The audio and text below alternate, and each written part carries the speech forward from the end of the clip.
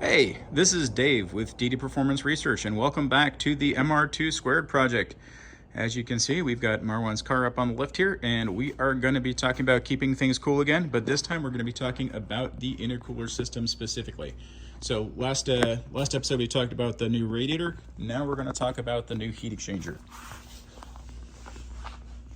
So as you can see, we have a really big heat exchanger on the front of this car. This is a brand new custom dual pass unit from Bell Intercoolers. They are a Texas company. You can see over on the side that weld on the end tank again. That is your hallmark of a dual pass core.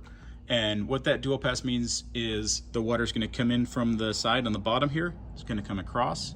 It'll move up this end tank and it'll exit back out that side. Now if you look, the outlet is way up on the top there. You can just barely see it up in that top corner. Why do we do that? Well, very simply, that allows that intercooler to self-bleed very readily. One of the features on all of our water-to-air systems that we engineer are that we like them to self-bleed. If you start trapping air pockets in intercoolers, it requires manual bleeding of the intercooler to get rid of it if it's not designed properly. And what happens is when the air pocket gets trapped, it reduces the efficiency because it creates a large portion of the core where water never actually travels through it. So having that outlet at the very top allows the heat exchanger to constantly self-bleed, and we don't have that issue. It also allows the filling to go very, very quickly, which is nice. So huge heat exchanger, over 1,200 horsepower continuous capacity.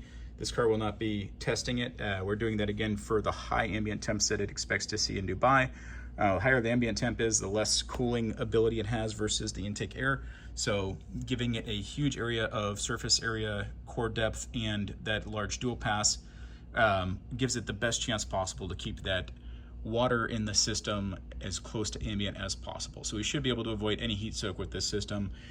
We are going to have to add some ducting. You can see off to the sides there's some big negative space there right now.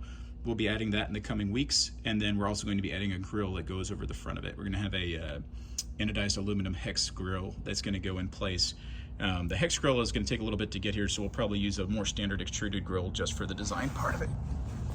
And then you can see, if you look inside here, that there is a separate shroud and fan pack on that heat exchanger aside from the one that's already on the radiator. Why do we do that? Well, the one on the radiator only ever is going to run if the coolant temp is above a certain threshold, which is a not all the time thing, or if the AC is on. So when the AC is not on and the coolant temp is below whatever the threshold is for the fan circuit, this will still always be running. This fan pack, if the car's running, this fan pack is running. So that means we always have airflow through the heat exchanger, so we can always keep the water in the intercooler system as close to ambient temps as possible, even in stop and go traffic. All right, that's it for this episode of the MR2 Squared Project. I hope you have a great day.